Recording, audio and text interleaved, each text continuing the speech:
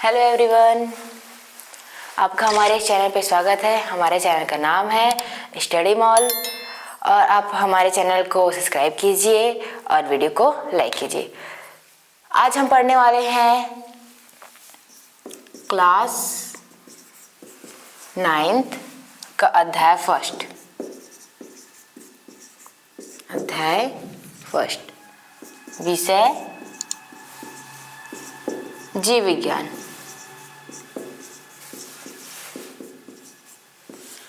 का टॉपिक है 5 जगत। जो मैं आपको पिछले वीडियो में बता चुकी हूँ, जो 5 जगत के बारे में।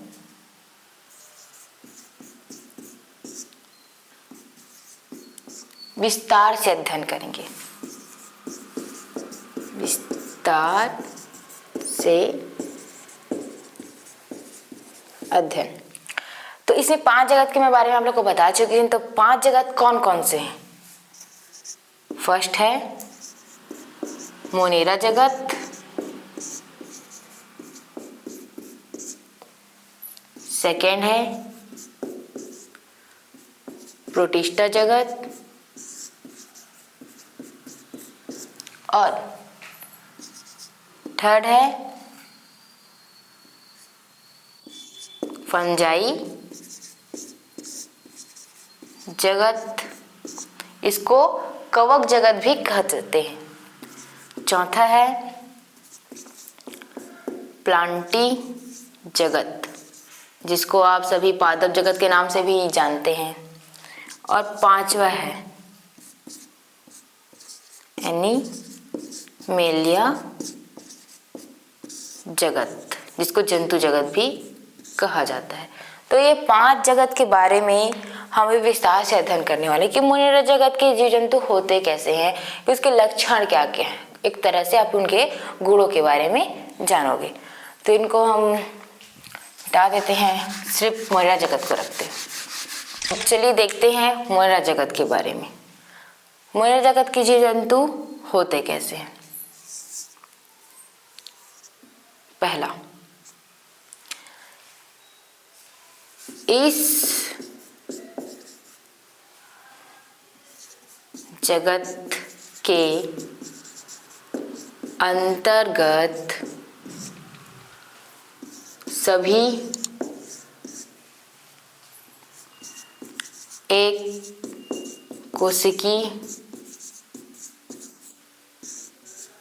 कोशिकी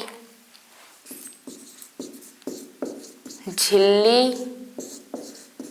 रहित केंद्रक यानी कि प्रोकैरियोटिक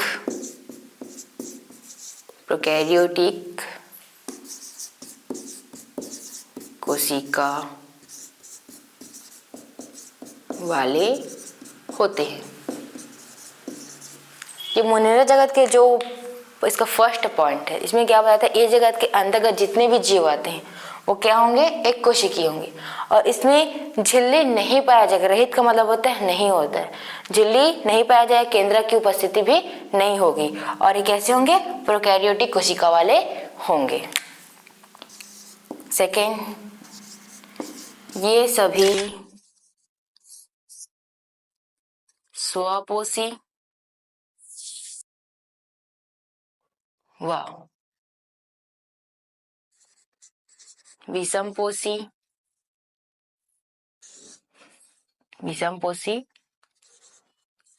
हो सकते हैं। कैसे होंगे, विषमपोषी, यानी कि स्वपोषी भी अपना भोजन स्वयं बनाने वाले, और विषमपोषी भी यानी एक दूसरे से प्राप्त करने वाले भी ये हो सकते हैं।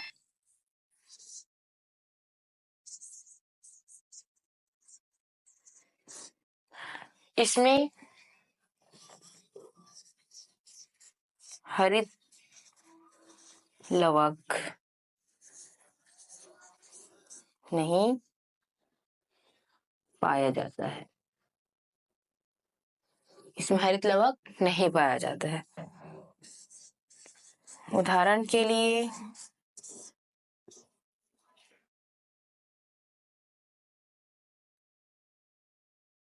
जीवाणु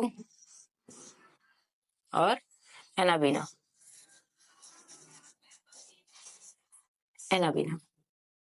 आदि, और भी आप लिख सकते हैं। तो जीवाणु और एनाबीना। तो चलिए हम जीवाणु और एनाबीना का डायग्राम देखते हैं, चित्र। इतना तो आप सभी समझ गए होंगे, एक बार फिर से रिपीट कर दूं। इस जगत के अंतर्गत सभी जीव कैसे होंगे? एक कोशिकीय होंगे, जिसमें झिल्ली नहीं पाया जाएगा और केंद्रक भी नहीं पाया जाता। जब झिल्ली और केंद्रक नहीं पाया जाता उस कोशिका को क्या बोलते हैं? प्रोकैरियोटिक कोशिका वाले।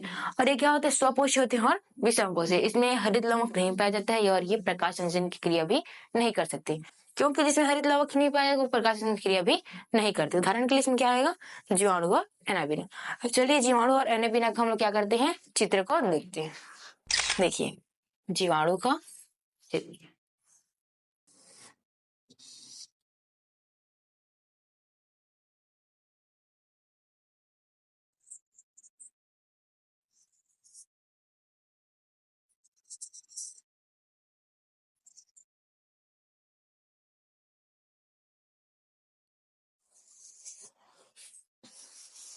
यह है जीवाणु। इसका नाम है ई कोलाई। इसका नाम क्या है? E coli. और किसके अंदर रहेगा ये? जीवाणु। और एनाबीना का भी आपको डायग्राम बना के दिखा दूं।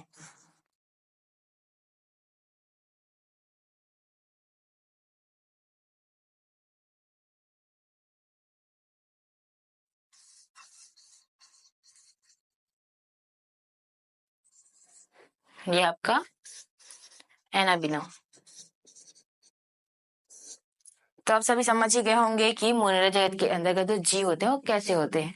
तो इसमें सभी जीव क्या होंगे? एक कोशिकीय होंगे, जिसमें झिल्ली और केंद्रक नहीं पाया जाएगा, और वो प्रोकैरियोटिक होंगे। ये अपना भोजन स्वयं भी बना सकते हैं और दूसरों से भी ग्रहण कर सकते हैं। देख लीजिए जीवाणु है और ये एनाबीना है।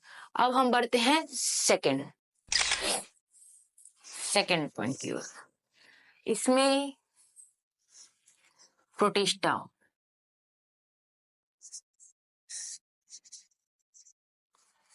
जगत के बारे में पढ़ेंगे।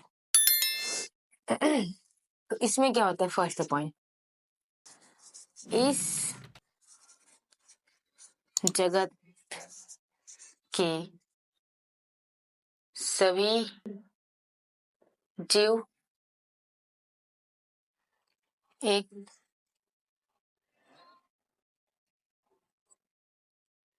एक कोशिका व झिल्ली सहित केंद्रक यानी कि यूकैरियोटिक कोशिका वाले होते हैं।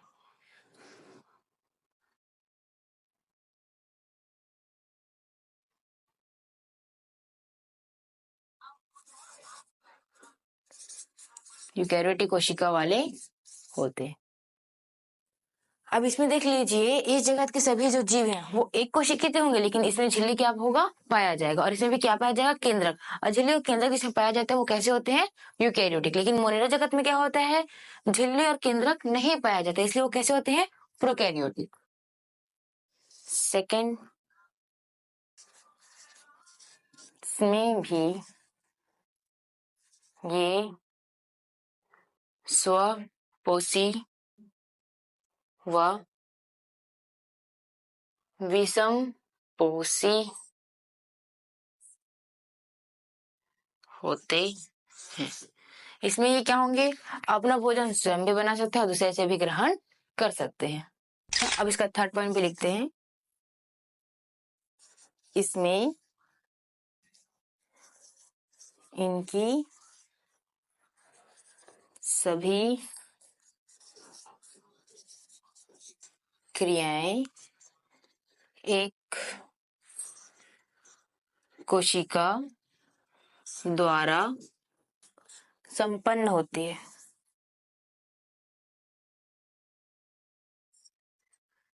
संपन्न होती है। इस जगत के सभी जीव क्या होंगे? एकोशिकीय होंगे।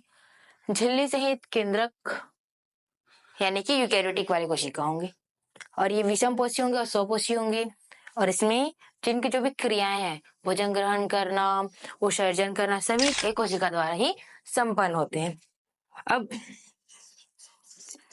उदाहरण के लिए अमीबा,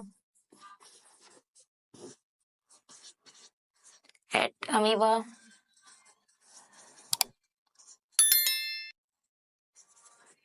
आदि। तो चलिए अब हम लोग अमीबा और एट अमीबा का भी चित्र देखते हैं। तो चलिए हम प्रोटिस्टा जगत के जो एग्जाम्पल थे उनके चित्र के बारे में देखते हैं। तो उदाहरण के रूप में हम क्या लिए थे? अमीबा और एट अमीबा आदि, इनका हम लोग चित्र देखेंगे। तो अमीबा का चित्र कैसे बनेगा?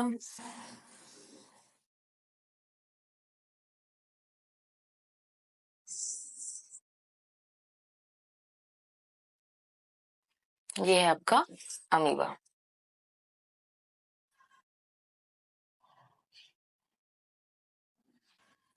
ये अपना भोजन ग्रहण करना, उत्सर्जन करना सभी कार्य करेगा, एक ही कोशिका से संपन्न करता है।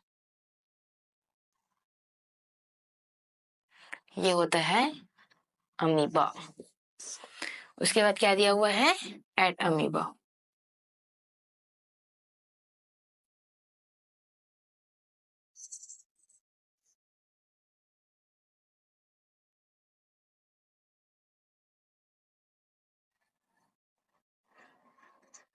ये है आपका एट अमीबा।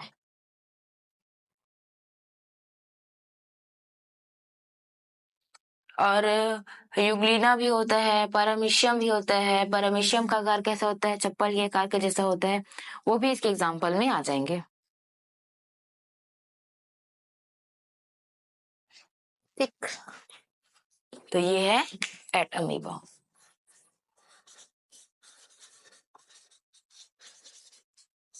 एट अमीबा, ठीक है। सेकंड हमने प्रोटिस्टा जगत के बारे में पढ़ लिए, अब हम लोग थर्ड पढ़ेंगे। अब थर्ड टॉपिक यानी कि तीसरा जगत। अब तीसरा जगत क्या होता है? पहला तो आप लोग का मुंडा जगत हो गया, दूसरा प्रोटिस्टा जगत हो गया, और तीसरा होता है फंजाई।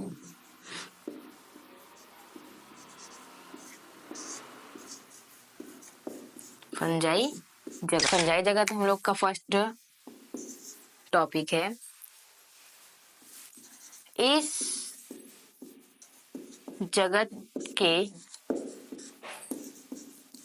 सभी जीव एक कोशिकी व बहुकोशिकी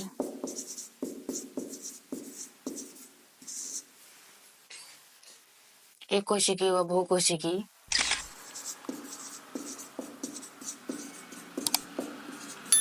यूकैरियोटिक कोशिका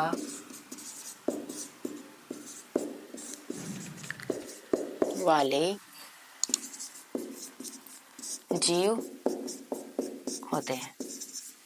इस जगत के सभी जीव एक कोशिकी व बहुकोशिकी यूकैरियोटिक कोशिका वाले होते हैं। सेकेंड, ये सभी विषम पोषी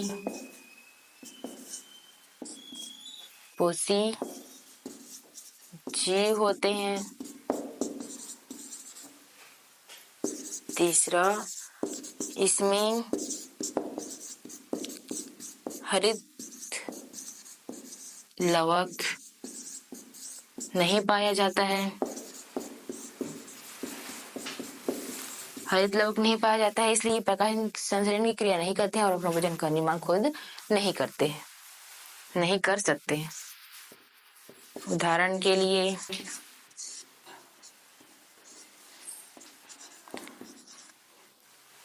राइजोपस और पेनिसिलियम।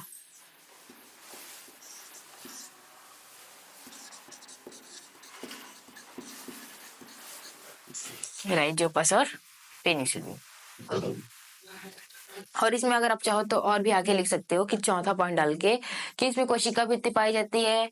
इसमें जो कोशिका भित्ति पाई जाती है वो सेलुलोज की नहीं बनी होती, इसमें पेप्टोग्लाइकल की कोशिका भित्ति पाई जाती है। जो पेप्टोग्लाइकल होता है वो कार्बोहाइड्रेट और प्रोटीन का बना होता है।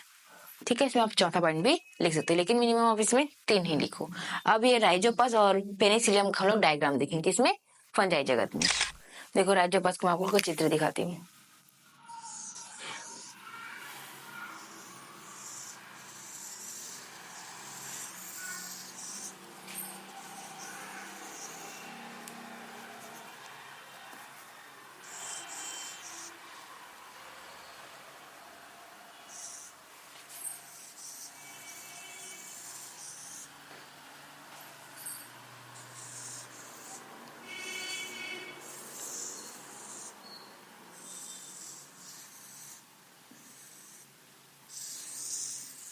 ये है आपका राइजोपस।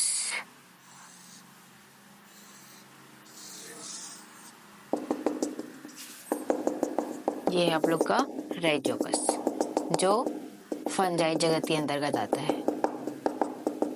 या अगर आप चाहो अपने दैनिक जीवन में देखना है इसको तो काई के रूप में भी देख सकते हो, जिसको अब पढ़ा रही थी मैं, फंजाई जगत सो कवक जगत ही बोला जाता है।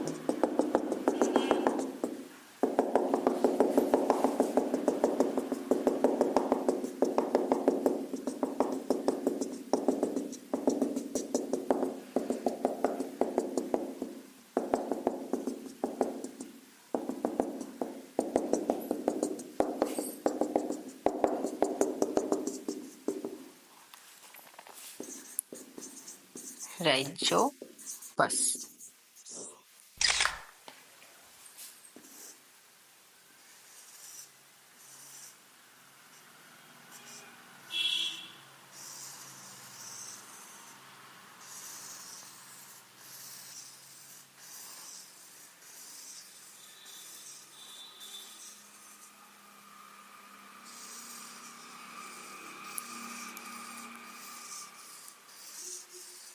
ये है आप लोग का पेनिसिलियम।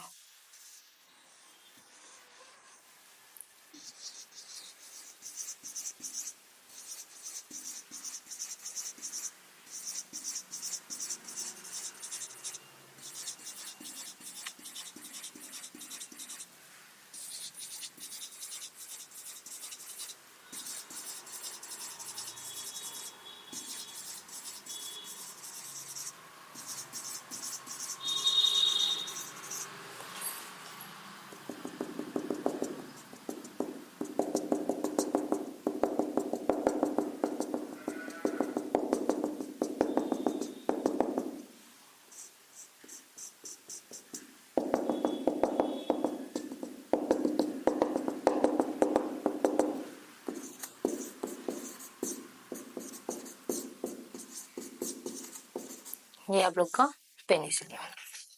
ठीक है, तो आज हमने 3 टॉपिक के बारे में आपको बता दिया, मुनिरा जगत, प्रोटीजा जगत और फंजाई जगत। तो इसमें आप लोग को डायग्राम के बारे में और इसके बारे में हमको विस्तार से हमने आपको बता दिया। अब आपके जो चौथा और पांचवा जो बचा है उसको हम लोग देखेंगे नेक्स्ट वीडियो में। Thank you for watching.